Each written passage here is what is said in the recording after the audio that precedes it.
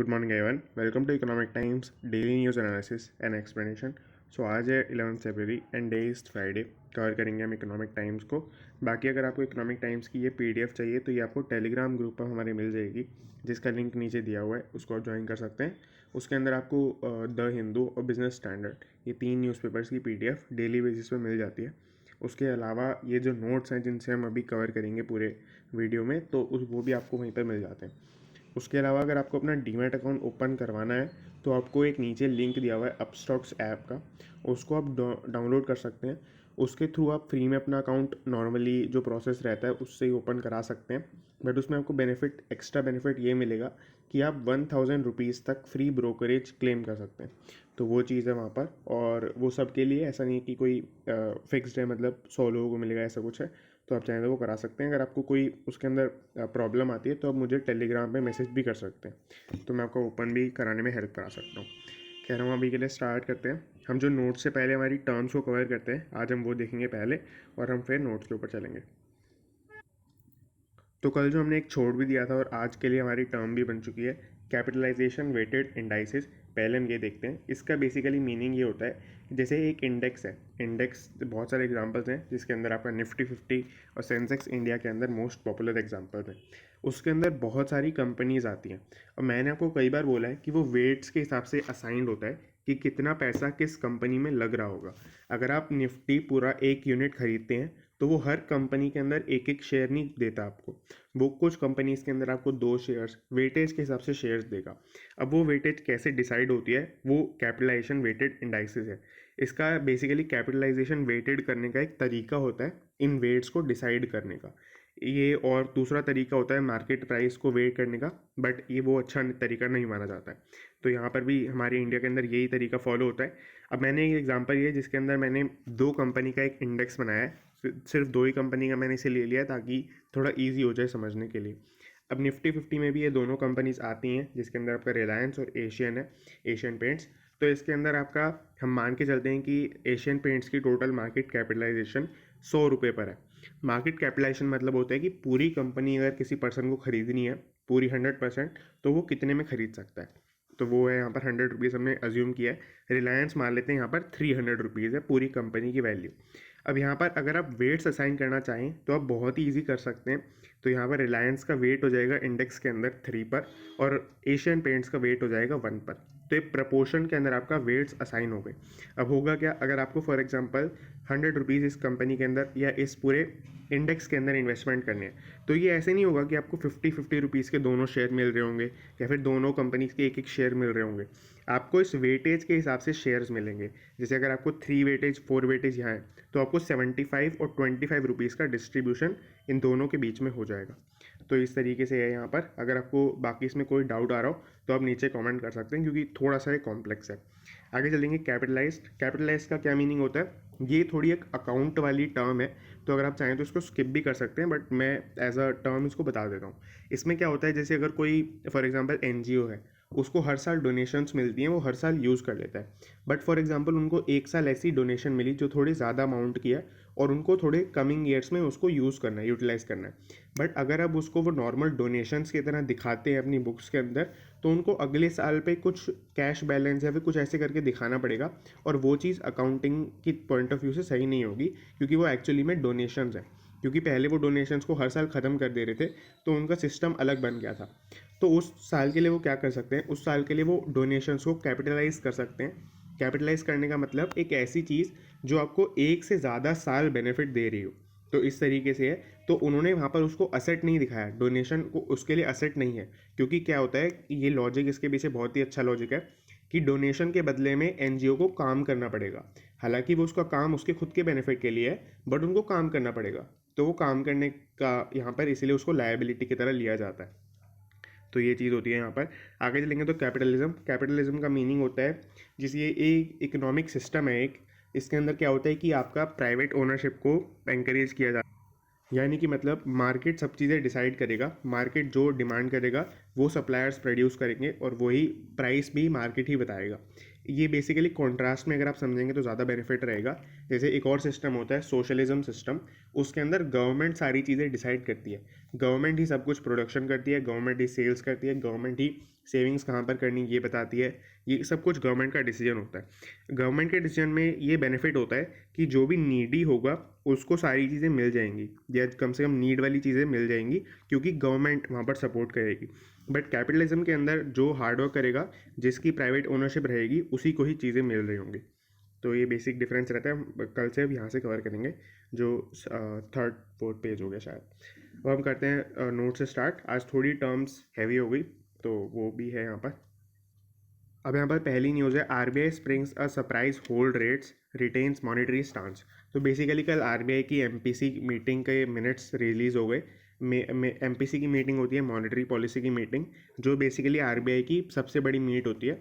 उसके अंदर वो अपना सारा repo rate, reverse repo rate और क्या मॉनेटरी स्टांस रहेगा, बहुत सारी चीज़ें ऐसी बता देते हैं।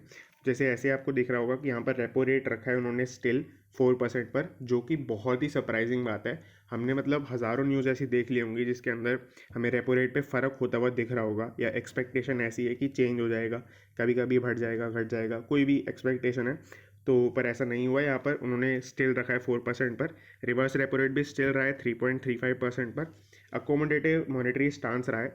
अब मॉनेटरी स्टांस का बेसिकली मीनिंग होता है कि इस बार का जो आरबीआई गवर्नर है वो कैसे पूरी इकोनॉमी को रन करना चाहता है, उसका क्या ओपिनियन है। ये जो स्टांस वर्ड है इसका मीनिंग ही ओपिनियन होता है। तो यहाँ पर बेसिकली मेनली 4 ओपिनियन दिखते हैं, अकोमोडेटिव, हॉकिश, डोविश, न्यूट्रल। तो ये मैंने आपको पहले थोड़े बता रखे हैं, बट मैं एक बार, क्योंकि थोड़ा टाइम हो गया तो मैं आपको एक बार बता देता हूँ। अकोमोडेटिव के अंदर होता है कि जो आपकी गवर्नमेंट है वो बहुत ज़्यादा एक्सपेंडिचर करेगी, और वो ये अज्यूम करके चलेगी कि जहाँ पे गवर्नमेंट इकोनॉमी को पैसा दे रही है वो सही जगह पे उसको यूटिलाइज़ करेंगे, तो उसके हिसाब से गवर्नमेंट का डेवलपमेंट हो जाएगा। अब हॉकिश के अंदर क्या होता है, हॉकिश के अंदर आपका इंटरेस्ट रेट्स को बढ़ा दिया जाता है ताकि लिक्विडिटी कम करी जा सके। लिक्विडिटी कम होगी तो लोग सिर्फ वहीं पे ही यूज़ करेंगे अपने पैसे को जहाँ पर उसको बहुत ज़्यादा ज़रूरत होगी, ताकि इकोनॉमी में एक ओवर यूटिलाइजेशन या एक एक्सेस में वेस्टेज ना हो सके। अब डोविश में क्या होता है, डोविश में आपके इंटरेस्ट रेट को कम कर दिया जाता है ताकि लोग ज़्यादा से ज़्यादा लोन्स ले सकें, और अगेन यहाँ पर वही अजम्पशन होती है कि लोग सही जगह पे इन्वेस्टमेंट करेंगे या ज़्यादा ओवर कंजम्पशन या वेस्टफुल कंजम्पशन नहीं करेंगे। न्यूट्रल के अंदर यही देखा जाता है कि न्यूट्रल के अंदर पुराना जो चल रहा था, जितने टैक्स रेट चल रहे थे, जो भी चल रहा था, उसको स्टेबल रख दिया जाएगा, उसको कोई चेंज नहीं करा जाएगा। तो वो न्यूट्रल होता है। न्यूट्रल तो बहुत ही रेयर होता है देखने को, बट अकोमोडेटिव, हॉकिश, डोविश ये सब दिखते रहते हैं। अब इसके अंदर जीडीपी ग्रोथ रेट का फोरकास्ट उन्होंने 7.8% पर कर दिया है। अभी थोड़े टाइम पहले ही, कुछ ही दिनों पहले इनफैक्ट, इकोनॉमिक सर्वे हुआ था, उसके अंदर 8 to 8.5% पे प्रिडिक्शन आया था, उसको थोड़ा इन्होंने लोअर करके 7.8% पे अपना प्रिडिक्शन निकाला है। तो इन्फ्लेशन का नंबर इन्होंने 4.5% पे कर दिया है नेक्स्ट क्वार्टर के लिए, और अभी के टाइम पर 6% चल रहा है। तो ये काफ़ी अच्छा फॉल देखने को मिलेगा अगर ऐसा ये हो जाता है। अब यहाँ पर एक छोटी सी बात है, क्योंकि ये एक जनरल इन्फॉर्मेशन वाली पॉइंट मैंने लिख दिया है इसके अंदर, कि आरबीआई के गवर्नर हैं शक्तिकांता दास। ये आपको पता होना चाहिए, बहुत ही इंपॉर्टेंट इन्फॉर्मेशन है। और क्या है कि मैंने यहाँ पर GOV जो लिखा है, वो GOV क्या है कि इकोनॉमिक टाइम्स में या वैसे भी कई आर्टिकल्स में गवर्नर को GOV लिखा होता है, तो वो मैंने इसलिए यहाँ पर लिख दिया ताकि आपको ये कहीं और पढ़ें तो समझ में आ जाए। अब यहाँ पर वर्ड्स दो निकल के आते हैं। वर्ड पहला है ट्वीक करना, तो ट्वीक के अंदर मतलब होता है मॉडिफाई या फिर चेंज करना, जैसे यहाँ पर इन्होंने ट्वीक नहीं किया है रेपो रेट को। मार्जिनल का मीनिंग है, मार्जिनल मतलब होता है स्मॉल इन साइज़, मतलब वो ये कि मार्जिनल इन्होंने चेंज कर दिया है, जैसे जीडीपी ग्रोथ के अंदर 8% से 7.8% कर दिया, तो वो चीज़ हुई यहाँ पर। आगे चलेंगे, Das wants investors of crypto risk. तो बेसिकली दास नहीं मतलब वही है शक्तिकांता दास, जो आरबीआई के गवर्नर हैं। उन्होंने अपनी स्पीच के अंदर, पूरी डिलीवरी स्पीच के अंदर यही बोला है कि यहाँ पर मतलब बेसिकली इन्वेस्टर्स को क्रिप्टो में इन्वेस्ट करने से मना किया है, उसके रिस्क के बारे में और ज़्यादा बताया है, और उन्होंने अपने डिजिटल करेंसी को और ज़्यादा वहाँ पर थोड़ा प्रमोट किया है कह सकते हैं, या फिर बताया कि वो ज़्यादा सेफ़ है। तो उन्होंने बोला है, उन्होंने काफ़ी बड़ा कंपैरिजन कर दिया है, जिसको अगर आप समझेंगे तो एक काफ़ी अच्छा टॉपिक है अपने आप में। जैसे आपका उन्होंने बोला जो एग्जैक्ट वो थी यहाँ पर कि said private crypto currencies are not even worth a tulip. तो बेसिकली क्या है कि 17वीं सेंचुरी में एक ट्यूलिप इन्वेस्टमेंट फैड आया था।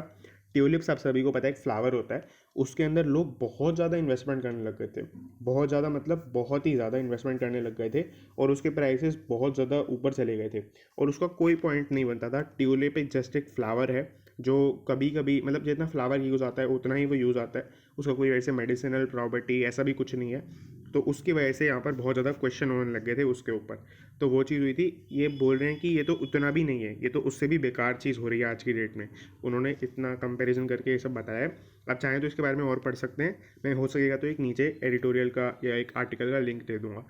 यहाँ पर also RBI will launch its own digital currency with full safe guards. तो ये बेसिकली कह रहे हैं कि आप अपना पैसा कहीं और वेस्ट मत करो, RBI की डिजिटल करेंसी में इन्वेस्ट करना। तो वो यहाँ पर ये बोल रहे हैं। अब LIC board meet today to decide on proposed IPO। तो बेसिकली LIC बोर्ड का मीनिंग है बोर्ड ऑफ डायरेक्टर्स जो कंपनी के हैं। अब बोर्ड ऑफ डायरेक्टर्स का क्या मीनिंग होता है ये मैंने आपको बताया हुआ है। इसके अंदर बेसिकली वो शेयर होल्डर्स को रिप्रेजेंटेट कर रहे होते हैं अगेंस्ट द मैनेजमेंट या विद द मैनेजमेंट। अब टुडे मतलब आज फ्राइडे को ही आपका ये IPO के ऊपर डिसीजन होगा। तो बोर्ड मीटिंग के बिना कोई भी इतना बड़ा डिसीजन नहीं हो सकता। तो आप कह सकते हैं कि बोर्ड मीटिंग अगर हो जाती है, अप्रूव हो जाता है, तो कंपनी की तरफ से कोई दिक्कत LIC IPO के अंदर नहीं आएगी। तो यहाँ पे कुछ चीज़ें हैं जैसे उन्होंने आज मेंशन की है कि ये डिसाइड करेंगे। तो पहली चीज़ है आपकी DRHP will be filed after board approval. तो ये वही है कि बोर्ड अप्रूवल के बाद ही DRHP सेबी के साथ फाइल करेंगे। DRHP के बारे में मैंने आपको काफ़ी बार बता रखा है, तो इसको मैं अभी रिपीट नहीं करूँगा।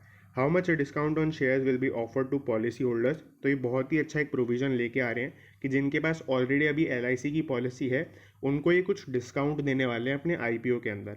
तो वो कितना डिस्काउंट देंगे वो सब चीज़ें अभी डिसाइड होंगी। और इसके साथ ही साथ वो IPO में कितना परसेंटेज बाय कर सकते हैं। ऐसा तो नहीं होगा कि पूरा सारा IPO पॉलिसी होल्डर्स को ही दे देंगे, तो दिक्कत हो जाएगी वहाँ पर। तो उस वजह से कितना IPO आप देंगे उन पॉलिसी होल्डर्स को वो भी डिसाइड किया जाएगा। अब यहाँ पर एक उसके अंदर स्पेकुलेशन आई है आर्टिकल के अंदर कि कैन रिजर्व 10% फॉर देम मतलब यहाँ पर वही है पॉलिसी होल्डर्स की मैं बात कर रहा हूँ। 5% डिस्काउंट के ऊपर ये भी एक स्पेकुलेशन ही है कि डिस्काउंट जो मैंने यहाँ पर बोला था वो डिस्काउंट कितना दे सकते हैं। तो 5% एक स्पेकुलेशन है। Government wants public issue with in fiscal year. तो यहाँ पर वही है कि गवर्नमेंट यही चाहती है कि फिस्कल जो मतलब ये साल चल रहा है यानी कि मार्च के एंड तक आपका LIC का IPO आ जाए। तो गवर्नमेंट कोशिश यही करती है यहाँ पर। अब आगे चलेंगे तो FMCG sales from kiranas grow amid pandemic. तो यहाँ पर बेसिकली ऑफलाइन जो स्टोर्स होते हैं किराना स्टोर उनको रेफ़र किया जा रहा है। उसके अंदर ये बोला है कि FMCG की जो सेल्स होती हैं वो इस चैनल से बढ़ गई हैं। चैनल का क्या मीनिंग होता है कि जैसे मैं आपको एग्जांपल देता हूँ कि अगर कोई आपको नेस्कैफ़े की कॉफ़ी ख़रीदनी है फॉर एग्जांपल, तो आप कैसे कैसे ख़रीद सकते हैं। आप नेस्कैफ़े की खुद की वेबसाइट से ख़रीद सकते हैं आप, या फिर आप जो भी नेस्कैफ़े की कंपनी है मेन उससे ख़रीद सकते हैं, या फिर आप ई-कॉमर्स कोई भी प्लेटफॉर्म जैसे अमेज़ॉन से ख़रीद सकते हैं, बिग बास्केट से जो ऑनलाइन डिलीवरी होती है, या फिर आप खरीद सकते हैं सुपरमार्केट से जो आपके डिपार्टमेंटल स्टोर्स होते हैं। जैसे हमारे यहाँ पर राज मंदिर है तो इस तरीके से आपके वहाँ पे भी कोई ना कोई होगा, या फिर आप किराना स्टोर से खरीद सकते हैं। तो ये मेनली 4 जो आपके रीजन्स होते हैं या फिर 4 एरियाज हैं जहाँ से आप खरीद सकते हैं। तो उनमें से किराना स्टोर्स को ये रेफ़र कर रहे हैं। तो इस तरीके से है, जैसे आपको यहाँ पे भी दिखेगा आर्टिकल के अंदर इनको 3 कैटेगरी में क्लासीफाई किया है। मैंने 4 बताई हैं, तो एक मतलब 2 कैटेगरीज को इन्होंने ई-कॉमर्स के अंदर सबमिट कर दिया है, जिसके अंदर आपका अमेज़ॉन वगैरह वाले प्लेटफॉर्म्स आ गए और खुद जो कंपनीज़ की वेबसाइट है वो आ गई। हालांकि ई-कॉमर्स का लिटरल मीनिंग वो नहीं होता है, बट हाँ फिर भी उन्होंने इसके अंदर ही क्लासीफाई करा है। तो ये हो गया यहाँ पर ट्रेडिशनल ट्रेड के अंदर आपका यही किराना स्टोर्स वगैरह सब कुछ आ गया। मॉडर्न रिटेल के अंदर आपका डिपार्टमेंटल स्टोर्स और ये सब आ गए। तो इस वजह से ये 3 आपकी कैटेगरीज बनती हैं। अब इसके अंदर अगर आप कंपैरिजन देखेंगे तो यहाँ पर ग्रोथ हुई 17% पर आपका टोटल शेयर चला गया FMCG के अंदर, जो आपका किराना स्टोर्स और इन सब से चीज़ें बिक रही हैं। तो ये 70% पर लगभग चला गया है, जो कि पहले 68 समथिंग % पर था।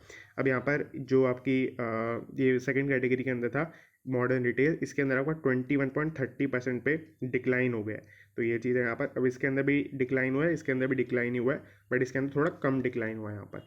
तो वो चीज़ है। अब मैंने ऊपर वही बात लिख रखी है कि ई-कॉमर्स प्लेटफॉर्म्स में सेल्स जो जितनी ग्रोथ हुई है, जो आपकी एवरेज टोटल ग्रोथ रहा है या पर यूज़र ग्रोथ रहा है, तो वो काफ़ी कम है as comparison to traditional trade में या किराना स्टोर्स के थ्रू जो ग्रोथ हुई है।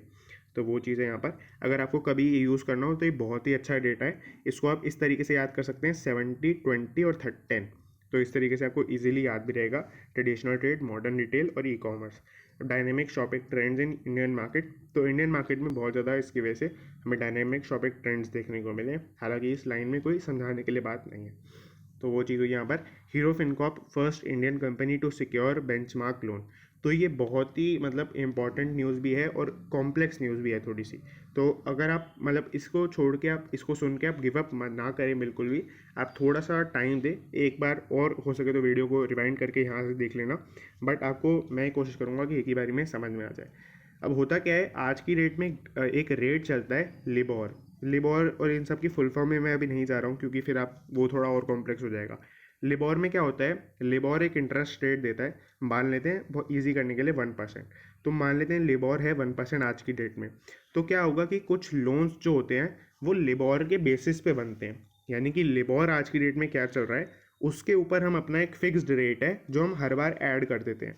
मान लेते हैं हम 2% उसके ऊपर हर बार ऐड कर देते हैं, बट ये जो लिबोर है वो मार्केट कंडीशंस के हिसाब से या फिर जो भी लिबोर का सिस्टम है उसके हिसाब से वो चेंज होता रहता है। जो भी लिबोर होगा हम उसके ऊपर 2% आपको और देंगे जब भी आप लोन खरीदते हैं उसके उसके अकॉर्डिंग। तो कुछ लोन्स इस तरीके के हो सकते हैं, बट यहाँ पर लिबोर को रिप्लेस करने के लिए January 1 इसी साल एक नया सिस्टम आया है, SOFR। SOFR अगेन मैं फुल फॉर्म में नहीं जा रहा हूँ। SOFR में क्या है कि यहाँ पर लिबोर में क्या होता था, लिबोर के अंदर जो नया सिस्टम होता था उसके अंदर क्या होता है कि एक पैनल बना हुआ है लंदन बैंक के अंदर। तो उसके अंदर वो जो पैनलिस्ट हैं वही अपना इंटरेस्ट रेट को डिसाइड करते हैं, पूरा डिस्क्रिप्शन उनके हाथ में है। हालांकि बहुत ज़्यादा कैलकुलेशन बहुत ज़्यादा चीज़ों के बाद वो डिसाइड करते हैं, बट हाँ बोलने के लिए यही आता है कि पूरा कैलकुलेशन सब कुछ उनके हाथ में है। अब SOFR के अंदर क्या है, SOFR के अंदर वो चीज़ भी मार्केट को दे दी गई है। मार्केट में डिमांड सप्लाई के जो भी चार्ट्स बनते हैं उनको इंटरसेक्ट करा के देखा जाता है कि कहाँ पर आपका मेन SOFR निकल रहा है। तो अब क्या होगा कि SOFR के बेसिस पे लोन देने लग जाएंगे लोग, और SOFR के ऊपर आपका एक परसेंटेज पॉइंट्स होंगे जो आपको एक्सेस में मिल रहा होगा या देना पड़ रहा होगा एज़ कम्पेयर टू जब पहले लेबोर चलता था। तो ये आपका SOFR एक तरीके से लेबोर के प्लेस पर ही पूरा आ गया है। अब यहाँ पर हीरो फिनकॉर्प एक पहली ऐसी इंडियन कंपनी बन चुकी है जिन्होंने SOFR के बेस वाला लोन लिया है। तो पहले तो यहाँ तक आप एक बार अगर आ गए हैं तो एक बार पॉज ले लीजिए, अगर आपको समझ में आ गया तो बहुत ही अच्छी बात है यहाँ तक, क्योंकि ये SOFR लिबोर ये काफ़ी एक कॉम्प्लेक्स टर्म्स होती हैं। अब यहाँ पर इन्होंने क्या लिया है, जो इनको लोन अब मिला है इसके ऊपर इनको कैसे मिला है, 168 बेसिस पॉइंट्स अबव SOFR। तो ये भी एक बार समझने की ज़रूरत है। इसके अंदर क्या है कि जो भी SOFR का रेट चल रहा होगा जो कि आज की डेट में 0.05% पर है, 0.05% आपका SOFR रेट चल रहा है आज की डेट में, उसके ऊपर ये क्या कर रहे होंगे, उसके ऊपर 168 पॉइंट्स बढ़ा रहे होंगे। अब 168 बेसिस पॉइंट्स का मीनिंग मैंने आपको कम से कम 1000 बार बता दिया है। तो इसके अंदर आपका क्या होता है कि 100 BPS या 100 बेसिस पॉइंट मिलके आपका 1% बनाते हैं। तो 168 बेसिस पॉइंट बनाते हैं 1.68%। तो ये चीज़ हुई यहाँ पर। अगर आप इसको ऐड कर लेंगे तो ऑब्वियसली बात है आपका टोटल इंटरेस्ट रेट निकल जाएगा। हालांकि एडिशन करना यहाँ पर सही बात नहीं होती है, वो थोड़ा एक और मेथड होता है उसके थ्रू ये निकलता है। तो वो चीज़ है, बट उसको मैं अभी ऑब्वियसली बात है कवर नहीं करूँगा। तो वो रफली आपका प्लस करने के बराबर ही आता है। तो 1.73% समथिंग कह सकते हैं जो टोटल इंटरेस्ट रेट इनको बना है। तो ये चीज़ है यहाँ पर। अब to secured overnight financing rate SOFR, तो ये तो SOFR की फुल फॉर्म है, सिक्योर्ड ओवरनाइट फाइनेंसिंग रेट। ये कोई ज़्यादा रेलिवेंट नहीं है समझने के लिए। अब SOFR rate was 0.05% on Thursday जब इनको ये लोन मिला है। अब SOFR मैंने ये भी बता दिया आपको कि ये इंट्रोड्यूस January 1 को ही हुआ है टू रिप्लेस लिबोर। तो आई होप आपको पूरा समझ में आ गया होगा। अगर एक बार ये नहीं समझ में आया तो आप कमेंट भी कर सकते हैं, मैं हो सकेगा तो कल भी एक बार थोड़ा सा इसको देख लूँगा। अब आगे चलेंगे। RIL drives into electric CV maker Altigreen with 4 VCs। अब यहाँ पर बेसिकली क्या है कि RIL और 4 VC मिलके, सबसे पहले 4 VCs क्या होता है, तो VC होता है आपका वेंचर कैपिटलिस्ट फंड। तो वेंचर कैपिटल फंड्स जो हैं उनमें 4 ऐसे वेंचर कैपिटलिस्ट फंड हैं जो रिलायंस के साथ मिलके ऑल्टी ग्रीन नाम से एक कंपनी है, ये बेंगलुरु बेस्ड कंपनी है और EV के अंदर काम करती है। EV मतलब इलेक्ट्रॉनिक व्हीकल्स के अंदर काम करती है। तो इनके अंदर उन्होंने इन्वेस्टमेंट किया है। उन्होंने यहाँ पर 300 करोड़ का टोटल इन्वेस्टमेंट किया है। परसेंटेज अभी डिस्क्लोज ढंग से नहीं की गई है और इनके बीच में कितना डिवीजन है वो भी नहीं बताया गया है। हालांकि वो ज़्यादा रेलेवेंट भी नहीं है क्योंकि टोटल वैल्यूएशन ही निकलती है बस उससे, और कुछ ज़्यादा यहाँ से फ़र्क नहीं पड़ता है। तो वो चीज़ है इसके अंदर। बाकी RIL ने इस पर्पज़ के लिए या फिर ऐसे ही और सारे पर्पज़ के लिए एक अपनी नई सब्सिडरी बनाई है जिसका नाम है रिलायंस न्यू एनर्जी लिमिटेड। तो आपको दिख रहा होगा जैसे आपका ऑल्टी ग्रीन एक इलेक्ट्रिक कार्स मैन्युफैक्चरर है या फिर इलेक्ट्रिक व्हीकल्स मैन्युफैक्चरर है। तो ऐसी बहुत सारी कंपनीज़ के अंदर जो आपकी इलेक्ट्रिक व्हीकल के अंदर काम कर रही हैं या फिर आपकी विंड एनर्जी के अंदर, सोलर एनर्जी के अंदर, इन सब के अंदर काम कर रही हैं, इसके लिए उन्होंने एक नई सब्सिडरी बनाई है। तो वो चीज़ें यहाँ पर अब ये एक स्ट्रेटेजिक इन्वेस्टमेंट हुई इस पर्पस से रिलायंस के कि वो हो सकता है फ्यूचर के अंदर इस कंपनी के साथ खुद भी इसी एरिया को एक्सपैंड करे, क्योंकि ऑलरेडी वो बहुत सारी एनर्जी वाले एरियाज़ के अंदर हैं ही, बट यहाँ पर न्यू एनर्जी या सस्टेनेबल एनर्जी के अंदर अभी तक रिलायंस का कोई ऐसा प्रोडक्ट खुद का नहीं आया है। तो वो हो सकता है फ्यूचर में इसकी वजह से आए, इसलिए यहाँ पर इसको स्ट्रेटेजिक इन्वेस्टमेंट बोला गया है। ऑल्टी ग्रीन के बारे में अगर हम थोड़ा और बात करें तो ये इन्होंने एक इलेक्ट्रिक 3 व्हीलर बनाया है, इलेक्ट्रिक CV जो ऊपर लिखा हुआ है। इलेक्ट्रिक CV का मतलब है electric commercial vehicle. Commercial vehicle के अंदर मेनली जब मैं समझाता हूँ तो मैं आपकी कैब्स का एग्जांपल देता हूँ, पर यहाँ पर कैब्स अगर आप नहीं बोलेंगे तो ज़्यादा अच्छा रहेगा, क्योंकि उन्होंने 3 व्हीलर बनाया है। तो 3 व्हीलर भी एक कमर्शियल व्हीकल ही होता है जिसका मेन पर्पस आपका रेवेन्यू जनरेट करना होता है, ना कि आपका ट्रैवल मेन पर्पस होता है, जो कि आपके पैसेंजर व्हीकल का होता है, जिसके लिए PV एक टर्म यूज़ करते हैं। जैसे अगर आप घर के यूज़ के लिए कार लेते हैं तो वो PV के अंदर आएगा, बट अगर कोई कैब ड्राइवर कैब लेता है तो वो CV के अंदर आएगा। इस तरीके से होता है। अब इन्होंने 36 ग्लोबल पेटेंटेड है, मतलब इनका ब्रांड 36 ग्लोबल पेटेंट्स इन्होंने इस इंडस्ट्री के अंदर या फिर आप कह सकते हैं इस अपने 3 व्हीलर के लिए करा रखे हैं। तो ये चीज़ें यहाँ पर मतलब काफ़ी एक अच्छी कंपनी, इसको आप एस्टैब्लिश कंपनी बोल सकते हैं, जो फ्यूचर के अंदर अच्छे प्रॉस्पेक्ट दे रही है रिलायंस को। ये चीज़ें यहाँ पर Mahindra's Q3 profit soars 2.5 times on one time gains. तो ये बहुत ही कंफ्यूजिंग लिखी हुई है हेडलाइन के अंदर। मैं बहुत ही बेसिक टाइम में आपको बताऊं तो महिंद्रा एंड महिंद्रा जो आपकी बहुत लार्जेस्ट ट्रक मैन्युफैक्चरर है इंडिया के अंदर, ये मैंने आपको क्वेश्चन पूछा भी था एक बार कमेंट्स के अंदर, काफ़ी सारे लोगों ने सही आंसर भी दिया था। तो उन्होंने अपना Q3 के प्रॉफिट्स वगैरह सब आपका रिपोर्ट कर दिया है। ऑपरेटिंग प्रॉफिट अगर आप देखेंगे तो उन्होंने नॉर्मल प्रॉफिट जो होता है वो अपनी कंपनी ने रिपोर्ट किया होगा, बट इकोनॉमिक टाइम्स के अंदर कम से कम नहीं आया है, तो वो चीज़ मैंने नहीं बताई है, इसलिए ऑपरेटिंग प्रॉफिट यहाँ पर लिखा है। ऑपरेटिंग प्रॉफिट आपका 24% डिक्लाइन कर गया, 1806 करोड़ पर अभी एब्सोल्यूट फिगर चली गई है। और रेवेन्यू ग्रोथ आपका 9% पर रहा, जो आपका 15,239 करोड़ रुपीज़ पर चला गया। तो ये चीज़ें यहाँ पर, अगर आपको बाकी कोई भी डाउट हो तो आप कमेंट कर सकते हैं या फिर आप टेलीग्राम ग्रुप पे भी पूछ सकते हैं। बाकी that's it and thanks for watching.